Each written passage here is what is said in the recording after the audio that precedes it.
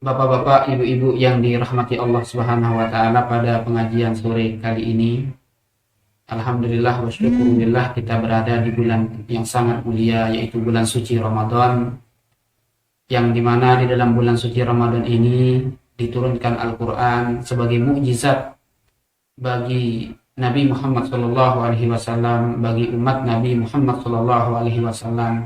Semoga kita ini diakui oleh baginda Nabi Muhammad SAW sebagai umatnya, supaya kita ini mendapatkan syafaat nanti di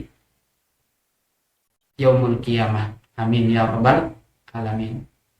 Al-Quran adalah suatu hudal linnas, sebagai petunjuk bagi semua orang, sebagai solusi semua orang. Ketika seseorang mendapatkan problematika masalah di tengah-tengah kehidupannya, otomatis kita akan merujuk, kita akan mencari solusinya di dalam Al-Quran itu tersendiri. Dan di dalam Al-Quran tersebut mempunyai keistimewaan dengan kitab-kitab suci yang lainnya. Sampai-sampai Allah menantang kepada semua orang yang ada di muka bumi ini, siapa saja yang mampu untuk merubah atau membuat satu ayat saja, maka tidak ada seorang pun yang mampu untuk membuat atau merubah daripada Al-Quran tersebut. Itu adalah keistimewaan daripada Al-Quran. Di dalam Al-Quran mempunyai surat. Setiap surat di dalam Al-Quran itu dimulai dengan lafaz Bismillahirrahmanirrahim. Semua surat di dalam Al-Quran itu dimulai dengan lafaz Bismillahirrahmanirrahim. Karena di dalam lafaz Bismillahirrahmanirrahim tersebut ada dua sifat rahmatnya Allah Subhanahu wa taala, yaitu sifat rahmat sama sifat rahimnya. Sifat rahmannya Allah itu diberikan kepada orang kafir maupun kepada orang Islam. Jadi kita tidak heran kalau ada orang kafir di muka bumi ini, di dunia ini ada yang kaya.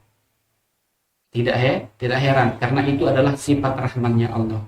Tetapi rahimnya Allah Subhanahu wa taala diberikan kepada orang-orang Islam saja. Kapan? Nanti di akhirat, nanti di surga, baru diberikan rahimnya Allah Subhanahu wa taala.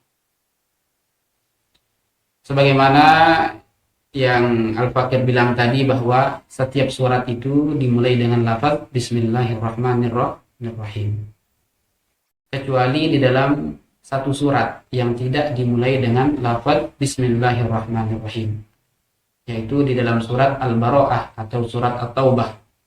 Tidak ada tulisan Bismillahirrahmanirrahim di surat tersebut. Terus kalau misalkan ada orang nanya, Pak Ustadz, gimana sih kalau kita membaca Bismillahirrahmanirrahim di surat tersebut, apakah boleh apa tidak? Seperti itu pertanyaannya. Misalkan kalau ada orang yang nanya seperti itu. Para ulama menyebutkan di dalam kitab Asy-Syamsul Munirah, juz 1 halaman 262, atau di dalam kitab Busyrul Karim halaman 147. Bismillahirrahmanirrahim.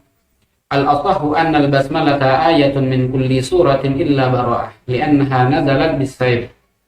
Fatahrumu awwalaha wa tukrahu asna'aha. Wa qala Ramli tukrahu awwalaha wa tusannu asna'aha. Wa tundabu asna'a ghairiha ittifaqan. Kalau ada orang yang membaca Bismillahirrahmanirrahim di surat Al-Bara'ah, maka para ulama ada perbedaan-perbedaan pendapat di antara para ulama.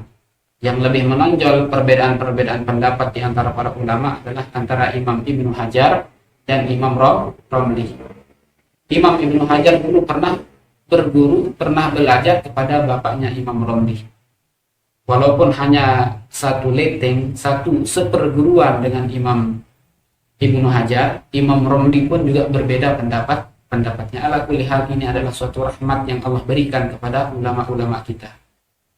Pendapat Imam Ibnu Hajar, membaca Bismillahirrahmanirrahim di awal surat Al-Bara'ah itu hukumnya haram, sedangkan membaca Bismillahirrahmanirrahim di pertengahan surat tersebut adalah hukumnya makruh.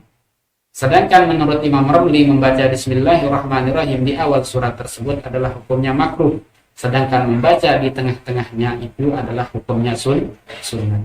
Jadi ada terjadi khilaf di antara para ulama. Jadi sikap kita ketika kita menemukan khilaf di antara para ulama, antara Imam Ibnu Hajar dan Imam Romli, maka yang harus kita lakukan adalah saling menghormati antara pendapat-pendapat para ulama kita ini.